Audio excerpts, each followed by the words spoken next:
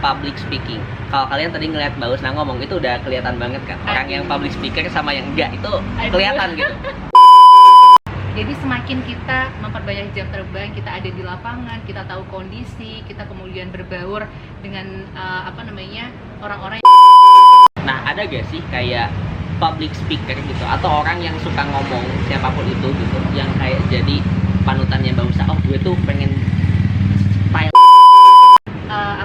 hasil karyanya itu kalau dia nggak punya kemampuan public speaking untuk mempromosikan karyanya, kemudian untuk mengkomunikasikan apa keunggulan dari karyanya itu, bagaimana story-nya. Sebutin satu laut aja pokoknya yang kira-kira terluas, mau benar atau salah sebutin aja. Laut mati.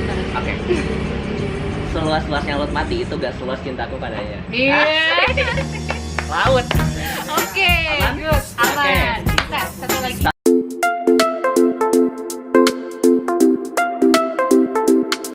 Oke, halo guys, balik lagi bersama aku Fauzi di channel Jejak Zamzami. Thank you banget buat teman-teman semuanya yang udah selalu nonton video-video aku. Dan buat teman-teman semuanya yang belum menonton, jangan lupa untuk tonton. Dan jangan lupa juga untuk like, comment, share, dan juga subscribe biar aku makin semangat buat bikin video untuk teman-teman semuanya. Nah, di video kali ini aku kedatangan tamu yang sangat spesial banget karena kita bakal ngobrolin tentang public speaking guys. Aku kedatangan Mbak Husna. Selamat datang Mbak Husna. Thank you Fauzi. Aku nyapa teman-teman dulu kali ya. Halo semuanya subscribernya Fauzi. Boleh kenalan dulu dong kalau mau kenalan dulu. Oke. Karena aku baru pertama kali juga ya. Dia gak sih jadi tamu di YouTube kamu. Betul. Jadi teman-teman mungkin banyak juga yang belum kenal. Jadi kenalin, aku Husna. Kalau domisili sekarang aku di Jogja dan aku satu alma mater sama Fauzi. Jadi sama-sama di UI, tapi kita beda jurusan ya. Yap, betul. Beda jauh. Beda jauh. Kalau Fauzi ada di HI, kalau aku di Studi Islam atau PAI gitu. Untuk angkatan aku 2017 dan apa lagi nih yang perlu dikenalin? Status boleh kalau mau status juga. Single. Oke, teman-teman semuanya. Sekali lagi thank you banget ya Mbak Husna. Aku sangat terhormat banget bisa sama Mbak Husna di sini. Dan teman-teman, kita bakal ngobrolin hal yang sangat menarik, yaitu tentang public speaking. Kalau kalian tadi ngeliat Mbak Husna ngomong itu udah kelihatan banget kan. Orang yang public speaker sama yang enggak itu kelihatan gitu. Ini udah terbiasa. Tapi ngomong-ngomong Mbak, kalau boleh cerita dulu pertama kali tertarik public speaking itu karena apa momentumnya? Jadi kalau misalnya untuk tertarik ya, itu aku bisa mulai dari waktu mahasiswa. Kan kita sama-sama di pondok pesantren juga, dan kita juga punya dosen yang sama ya, dosen public speaking, ada Pak Imam Mujiono. Itu aku jadi kenal lebih jauh nih dari segi ternyata public speaking itu hal yang betul-betul kita butuhkan, apalagi untuk bisa survive di era saat ini gitu kan. Itu bisa dibilang waktu masa kuliah pertama. Oke, ini tadi ada hal yang menarik sih. Public speaking itu hal yang kita butuhkan di era saat ini gitu. Kenapa orang butuh public speaking? Oke, kenapa butuh public speaking ya tadi ya? Itu banyak hal sih ya. Dari public speaking ini kan masuknya di communication skill, ya kan? Dan kalau misalnya kita lihat dari bagaimana keseharian kita, mungkin dari keluarga kita sendiri, kemudian kiprah kita di luar, bisa jadi sebagai mahasiswa yang hampir setiap harinya kita melakukan presentasi gitu kan. Terus kita mau berkolaborasi dengan orang lain, kemudian kita mau pitching untuk bisnis misalnya. Ini sangat-sangat dibutuhkan gitu. Kenapa? Ya karena itu tadi, saat kita memiliki ide gitu kan, dan ide itu hanya tersimpan, sedangkan kita belum memiliki kemampuan untuk menyampaikan, itu menjadi hambatan dan bisa jadi itu justru merugikan diri kita sendiri gitu loh sih. Jadi ide itu hanya kita diamkan di pikiran dan kita tidak bisa menyampaikan kepada orang lain yang sebenarnya kalau kita tahu cara menyampaikannya bisa jadi ide itu cepat terwujudkan dan kita bisa melakukan terobosan-terobosan untuk merealisasikan ide itu. Oke. Tapi aku pengen balikin nih. Kayak misalkan kalau kita tahu kan ada orang tuh yang namanya kayak ada introvert dan extrovert. Nah biasanya yang kita tahu orang introvert itu gak banyak ngomong, extrovert itu banyak ngomong. Nah ada gak sih orang introvert yang tadi kata orang-orang tuh dia itu gak banyak ngomong, tapi dia public speakingnya jauh lebih jago dibandingkan orang yang extrovert? Ada sih ya. Ada. Itu kenapa dia ya? Faktornya kenapa? Enggak, mungkin kalau dibilang introvert gitu kan, bisa jadi orang yang dulu pertama dia introvert, ya kan, setelah dia belajar, dia juga bisa menyesuaikan menjadi orang yang extrovert di beberapa keadaan. Dulu aku jujur sih, aku introvert dulu, introvert banget loh dulu. Ini contoh realnya nih. Terus. Jadi serius ya, jadi dulu kan kita sama-sama mondok juga kan ya di satu pesantren. Betul. Kita dapat materi apa namanya, kalau di bahasa Arab sih muhadharah ya. Kalau versi Inggrisnya kita public speaking. Public speaking itu benar-benar hal yang paling tidak aku sukai di pondok. Hal yang tidak serius. Jadi setiap minggunya kan ada 2 kali ya. Jadi kalau aku nggak salah sih Selasa sama Kamis kita menyiapkan materi untuk kemudian kita kita share juga ke teman-teman setiap momen public speaking itu. Aku nggak bisa kayak buat menjalankan kegiatan muhadharah itu rasanya penuh tekanan sih. Iya, jadi kayak dari persiapan materinya, kenapa harus kayak saklek banget tuh bikin materi dari pembukaan sampai penutup, terus nanti maju dengan gaya bicara. Kalau di pondok mungkin kita belum bisa improve banyak ya. Dan saya cuma gini kanan kiri, belum bisa bagaimana kita bisa menguasai panggung, bisa betul-betul maksimal di stage gitu kan, kita belum mengenal tuh. Kayak aku menganggap selain itu menekan diri aku banget, dan itu aktivitas yang membosankan gitu loh. Menurut aku ya dulu kayak gitu. Dan setingkat dulu waktu dipilih beberapa kegiatan menjadi ketua di pondok, itu aku ngerasa banget gugup dan kayak kenapa sih aku dipilih menjadi ketua gitu kan, sedangkan untuk kayak menyampaikan pendapat terus mengajar teman-teman itu masih menjadi hal yang menurut aku tuh sulit banget. Iya sih, benar-benar. Oke, momentumnya menarik banget ya. Jadi tadi kalau kita ngomongin introvert dan extrovert, jadi Mbak Husna itu kan awalnya yang introvert tadi, tapi mencoba untuk jadi extrovert, akhirnya sekarang ya jadi bisa menyesuaikan aja gitu kan. Karena sebenarnya ada waktu kan dimana kita memang pengen sendiri, tapi kalau misalkan lagi jadi public speaker ya kita nggak boleh tonjolkan jiwa kita pengen sendiri gitu kan. Kayak ya udah kayak jadi ekstra aja. Tapi ini menarik sih. But by the way, ketika Mbak Husna tadi kan ada tekanan nih, apaan sih gitu public speaking bahasanya kan, membosankan gitu, ribet dan sebagainya. Sampai saat ini nih, sekarang kan udah suka nih public speaking. Hal tersulit apa yang Mbak Husna pelajarin ketika mendalami skill public speaking ini? Oke, hal tersulit ya. Hal tersulit mungkin kalau buat aku sih, pertanyaannya agak ini ya, pikir. Iya. Buat aku dari segi persiapan sih. Oke, persiapan apa nih? Prepare. Jadi dari persiapan mungkin materi, yaitu bisa membutuhkan banyak proses agar materi itu bisa sesuai dengan audiens kita. Gitu. Menurut aku itu sih dari materinya. Jadi terkadang mungkin saat kita menjadi seorang trainer gitu ya, di hadapan anak-anak SMP atau SD, itu berbeda sama halnya kalau kita ada di tengah-tengah orang-orang yang sudah profesional. Aku pernah ada di posisi itu soalnya. Oke, bentar, aku cut dulu. Guys, by the way, bahwa saya itu coach di PT Mary Riana Group ya. Jadi kalau misalnya kalian yang mau ikut kelasnya, coba jelasin. Aduh, jadi kemana-mana nih sama Fauzi ya obrolannya. Gak apa-apa. Kalau misalkan kalian mau ikut kelasnya Mbak Husna, boleh langsung hubungin kali ya. Iya. Aku taruh guys IG-nya di sini. Nanti kalian hubungin karena ini menarik banget, khusus buat 5-19 tahunan ya, benar kan? Ada juga ya 24 tahun. Ada juga 24 tahunan. Program tertentu. Oke, siap. Langsung aja guys hubungin nih. Oke, lanjut dulu Kak. Ini dari mana nih? Apa? Tadi itu sampai kayak profesional. Terus kalau misalkan Mbak Husna di depan orang profesional itu pasti beda. Iya. Harus menyesuaikan. Itu sih dari segi materinya. Jadi materi itu kan ibarat persiapan pertama juga ya. Sebelum kita melakukan sharing, speaking ke orang-orang gitu kan. Kalau misalnya dari kita memberikan materi anak SD, SMP, mungkin itu terkesan kayak bagaimana materi itu bisa kita kemas dengan friendly, menyenangkan gitu kan. Aku pernah ada di posisi waktu ada tugas gitu kan untuk memberikan training juga di situ ada dokter, ada guru. Itu agak challenging juga sih Fauzi. Jadi bagaimana aku bersikap, otomatis aku juga harus memposisikan aku sebagai seorang public speaking yang punya karisma gitu juga nggak sih? Gak bisa betul-betul friendly, menyenangkan. Karena di awal waktu waktu dulu aku juga masih belajar gitu kan dari para trainer gitu, itu aku sempat diberikan komen, masukan. Iya, masukannya emang identik orangnya ceria gitu kan, terus pembawaannya asik, menyenangkan gitu kan. Nah, itu yang menjadi PR aku, bagaimana saat nanti aku memberikan training untuk orang-orang profesional seperti dokter, kemudian guru dan lain sebagainya, aku bisa menyesuaikan lingkungan mereka gitu. Di usia aku yang 24 tahun ya, 20-an gitu loh. Ini, nah tapi tadi kalau misalkan mau penyesuaian itu ya, kan kita kayak harus switch profile, switch diri kita ya. Awalnya sih Mbak Husna dari yang ceria, terus tiba-tiba harus yang ke serius bahasanya gitu. Itu cara nge-switchnya gimana? Susah? Oke, cara nge-switchnya itu sebetulnya kita nggak bisa betul-betul pro ya. Iya. Sebelum kita terus memperbaiki jam terbang.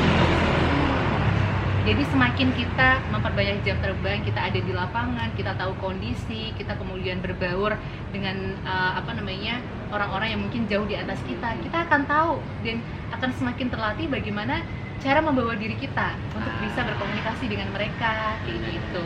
Bener. Soalnya aku jujur, aku tuh susah. Kalau misalkan disuruh MC formal sama non formal, aku lebih milih non formal. Susah loh, harus ada bahasa-bahasa yang formalnya gitu. Dengan ini kepada itu susah. Aku nggak bisa gitu. Tapi kalau pembawaannya non formal kayak ya udah, kayak whatever we wanna do, ya do it gitu bahasanya gitu kan. Nah, itu kayak susah banget. Jadi switchnya tuh berarti jam terbang ya? Bisa dari jam terbang. Dari situ kan kita bisa belajar, oh ternyata audiens kita seperti ini. Kita bisa lebih terampil dalam memahami karakter audiens gitu sih. Menurut Mbak Husna, audiens itu siapa audiensnya itu penting nggak menentukan kita itu jadi kayak kelihatan jago atau enggaknya public speaking. Siapa audiensnya itu menentukan nggak kita tuh ketika ngomong depan orang itu kelihatan pro. Menentukan nggak? Itu bisa menentukan. Kayak misalkan contohnya gini, Mbak Husna kalau audiensnya 5-19 tahun mungkin lebih pro karena memang switchnya ke sana dibandingkan orang-orang tadi misalkan kayak dokter gitu karena perlu adaptasi. Berarti menentukan ya. Tapi seberapa penting audiens buat penampilan public speaking kita? Apakah interaksi audiens itu tuh kayak penting nggak sih buat kita tuh bisa improve lagi, atau misalnya audiensnya diem aja deh kita yang ngomong? Perlu sih, interaksi audiens itu juga perlu. Jadi itu biasanya akan terlihat sih Fauzi, bagaimana audiens itu benar-benar interest dengan kita atau enggak. Jadi misalnya gini, aku pernah waktu mengisi mahasiswa juga di Stadium General gitu kan, mengisi motivasi di PAI. Itu aku ada di posisi bersyukur ya, karena alhamdulillah materinya sampai ke mereka.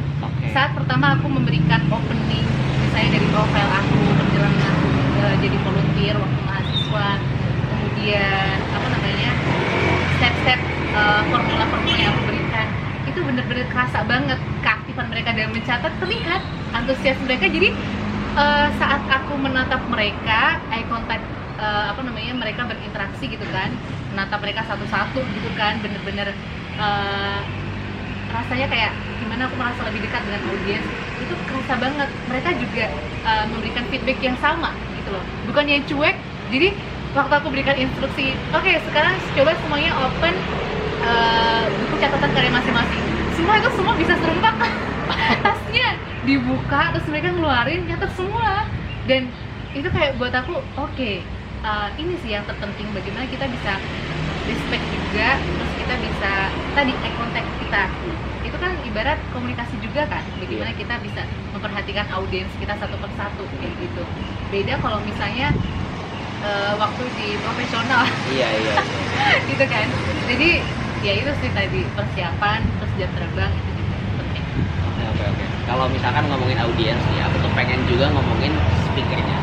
Nah, ada gak sih kayak public speaker gitu, atau orang yang suka ngomong siapapun itu gitu, yang kayak jadi panutannya Mbak Husna, oh gue tuh pengen style ngobrolnya tuh pengen kayak dia loh. Ada gak? Wow, ini menarik ya. Banyak sih sebetulnya. Tapi yang kayak paling top one-nya siapa? Kalau paling top one-nya sih saat ini aku masih ada di Meridiana. Pantesan join juga ya? Iya, pantesan join juga. Kenapa beliau? Kenapa beliau? Karena aku merasa bahwa karakter Meridiana ini mirip-mirip sama aku, Fauzi. Jadi dari pembawaannya, dari kemudian gesturnya, sampai terkadang orang-orang juga waktu aku ngomong sometimes gitu kan, itu disamain tuh, kamu kenapa mirip banget sih sama intonasinya si Meriana gitu, padahal kan nggak ngerasa ya. Iya, Itu mungkin ketahuan gara-gara aku sering lihat videonya, akses materinya juga kayak gitu. Gitu. Menarik. Iya sih, kadang kita tuh nyari orang yang jadi bahasanya tuh panutan kita buat skill tertentu, itu yang sama kayak kita. Iya. Contohnya kayak aku, coba tebak aku siapa? Susah. Aku tuh panutan aku kalau ngomong ya, aku ngomongnya nih ngomong bukan jelasin materi ya, bukan, tapi ngomong kayak host gini atau lagi ngejelasin produk itu, aku tuh nirunya stylenya Boy William. Oh, I see. Suka banget. Iya. Suka banget kayak how she produce film, how she speak in front of the public gitu. Aku suka banget karena pembawaan dia tuh bisa nyambung sama siapa aja. Betul. Itu dia triknya keren sih. Iya. Maksudnya aku juga hobi banget buat nonton video dia. Dari bagaimana dia mengemas opening videonya, topiknya, itu emang keren. Iya, itu yang keren banget. Dan dia nyambung. Ngomong sama pembilis nyambung. Ngomong sama educator nyambung gitu. Ngomong sama yang berandalan sekalipun nyambung gitu. Nyambung topiknya. Nah, itu sih. Jadi poinnya itu sih. Iya. Jadi bagaimana kalau goalsnya seorang public speaker itu bagaimana dia bisa berbaur ke semua kalangan. Itu goalsnya. Jadi dia bisa mau ngomong dari kalangan yang bawah sampai ke atas, dia nggak canggung dan bisa menyesuaikan topik sesuai dengan apa yang karakter audiens itu sendiri. Iya. Bener-bener kadang dari kita tuh kan gini ya, kita mahasiswa nih, kadang kita bisa nih ngomong sama mahasiswa nih, tapi ketika kita diterjunin ke masyarakat bingung tuh. Iya betul. Iya, kan? Apalagi kalau ibu-ibu pengajian. Iya, pengajian tuh itu aku kadang masih bingung loh, meskipun itu sebenarnya hal yang easy, very easy gitu kan. Cuma waktu Husna, coba kamu ini waktu ada bakti sosial juga kan, kamu ngisi ya ke ibu-ibu, sumpah ini gimana gayanya kan, kita posisi harus agak low in profile kita juga gitu kan, bahasanya juga mungkin kita mix pakai bahasa Jawa juga gitu kan, itu very iya sih. Nah, tapi kalau misalkan kita suka public speaking nih, biasanya kan orang mendalami public speaking atau mendalami skill-skill tertentu karena misalkan dia tuh pengen kerja di bidang tertentu. Kalau misalkan public speaking ini biasanya goals-nya atau misalkan kayak kerjaan mereka tuh nanti apa, orang-orang yang jago di public speaking ini? Kalau untuk public speaking dari aku sih dia bisa jadi profesi ya. Profesi di sini maksudnya yang memang linear sama satu bidang itu, public speaking. Itu jadi trainer kalau public speaking, ya kan? Salah satunya itu. Dan mungkin kalau mirip-mirip ya di dunia dosen, guru gitu kan. Karena bakal ngaruh banget kan ya, ngaruh banget. Tapi kalau di luar itu sebetulnya public speaking ya dibutuhkan untuk segala macam profesi.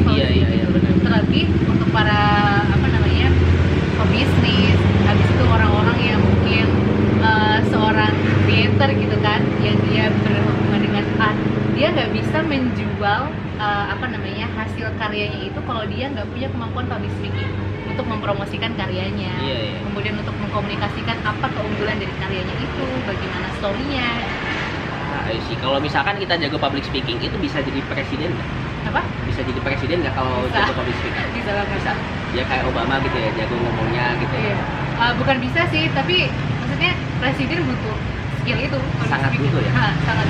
Tapi kalau misalkan kita nih sebagai warga gitu ya, terus kita tuh jatuh di depan presiden, kita diangkat jadi presiden. Ini aku nggak terlalu jago nih kalau jawab pertanyaannya begini. Boleh diulang lagi nggak? Kalau misalkan kita warga jatuh depan presiden, kita diangkat jadi presiden? Agak mikir, enggak.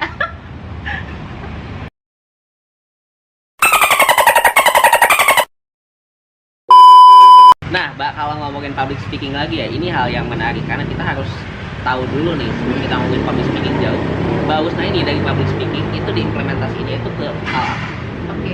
Kalau untuk saat ini sih ya, saat ini aku masih yang pertama di bidang coaching dan training itu tadi. Jadi lebih ke bagaimana aku mengedukasi anak-anak juga gitu kan. Terus yang kedua itu juga sangat membantu juga buat aku di bidang voiceover sekarang gitu. Karena sekarang juga freelance juga ya sebagai voice over talent. Aku promosi juga nih buat teman-teman nanti yang mau buat iklan atau membutuhkan jasa voice over bisa banget kontak aku, oke? Aku welcome banget orangnya buat kalian ajak kerjasama karena itu juga salah satu bidang yang aku sukai, dan kalau aku bisa kerjasama sama teman-teman itu dengan senang hati. Good job. Nanti aku taruh guys di Instagramnya, langsung hubungin aja di sana. Lewat IG kan? Oke? Ya, bisa. Siap. Nah guys, tadi karena Fauzi juga udah kasih aku pertanyaan yang sangat menjebak dan aku ternyata belum bisa ya menjawab pertanyaan karena itu mungkin terdengar sangat sederhana, tapi bagi aku sangat kesulitan sih ya untuk menjawabnya. Mikir. Iya, masih mikir. Sekarang aku ada challenge buat Fauzi. Aku udah siapkan botol apa nih namanya? Bukan botol sih, jar ya. Iya. Di sini ada kata-kata. Karena kalau misalnya kita lihat di media sosialnya Fauzi aja gitu kan, Instagram, di YouTube, pasti dia sometimes ada menyelipkan kata-kata gombal gitu kan. Kita akan uji kreativitasnya Fauzi untuk ngegombalin orang dengan kata-kata yang ada di sini. Jadi kamu bisa pilih salah satu aja, satu atau dua. Dua deh boleh. Oke, satu dulu tapi ya kita lihat dulu seberapa susah yang satu ini. Oke, karena aku suka warna merah. Sip, warna merah. Aku juga suka. Ambil warna merah. Oke. Ini buka langsung nih. Sip, bisa dibuka. Kamu nanti bisa baca dan dengan kata itu kamu bisa bikin kalimat gombalan apa? Bentar, laut. Katanya tuh laut. Laut ya, bentar. Oke, aku kasih waktu kok. Bentar, ini harus namanya laut, bukan ada benda yang ada di lautnya berarti ya? Iya, bebas. Pokoknya harus ada kata laut. Oh, harus ada kata lautnya? Iya, harus ada kata laut. Kalau gak ada kata laut, ini otak langsung set ada. Laut ya? Apa tuh? Oke, aku udah ada. Tahu gak laut apa yang terluas di dunia ini? Sebut aja apapun itu, laut apa yang kira-kira paling terluas di dunia ini? Laut ya? Laut beda nggak sih sama samudra? Hampir sama. Aku aja yang bikin jadi bingung ya. Laut terluas apa ya? Oke, apa aja? Sebutin satu laut aja, pokoknya yang kira-kira terluas, mau benar atau salah, sebutin aja. Laut mati. Laut mati. Oke. Seluas-luasnya laut mati itu gak seluas cintaku padanya. Iya. Laut. Oke, good. Aman. Bisa, satu lagi. Karena motor aku ada hijau-hijaunya, jadi aku ambil hijau. Oke. Laut. Semoga dapat kata yang sulit. Aku lupa sih tadi hijau. Aku kasih kata apa aja? Salju. Oke, ada. Aku tuh suka banget salju, karena salju tuh dingin. Tapi aku gak suka kalau didinginin sama dia. Iya. Gila, mantap. Salju. Gila, langsung. Maksudnya durasi untuk berpikirnya nggak pakai panjang ya guys ya. Teruji banget kreativitas kamu untuk apa nih ya? Kenapa habis gombal ya? Gombalin orang. Gitu. Ini apa kayak akhir dari segmen ini tuh, aku pengen nanya gitu ke Mbak Husna tuh. Tips buat kita biar bisa ningkatin public speaking kita itu gimana? Ini yang paling penting dan pasti yang kalian tunggu-tunggu juga. Kalau tips ya, jadi dari aku pertama perlu tahu dulu big why-nya, ya kan? Kenapa teman-teman perlu belajar public speaking? Karena ini yang akan mendorong teman-teman semuanya bisa lebih serius. Kalau nggak tahu alasan terbesarnya ya otomatis akan mudah stuck kan? Iya. Itu. Yang kedua, setelah tahu misalnya tujuannya, kemudian apa sih urgensi public speaking ini, teman-teman bisa kemudian search ya di YouTube, temukan model-model speaker yang itu sesuai dengan diri kalian. Iya. Sehingga saat kalian sudah tahu role model kalian siapa, kalian akan mudah untuk belajar dari seseorang tersebut gitu loh Fauzi. Beda, misalnya aku tadi suka sama Merilia, terus aku coba ngepas-pasin diri aku buat belajar dari seorang siapa? Misalnya kalau komedi-komedi itu siapa? Sule lah. Sule, yeah. Gak cocok.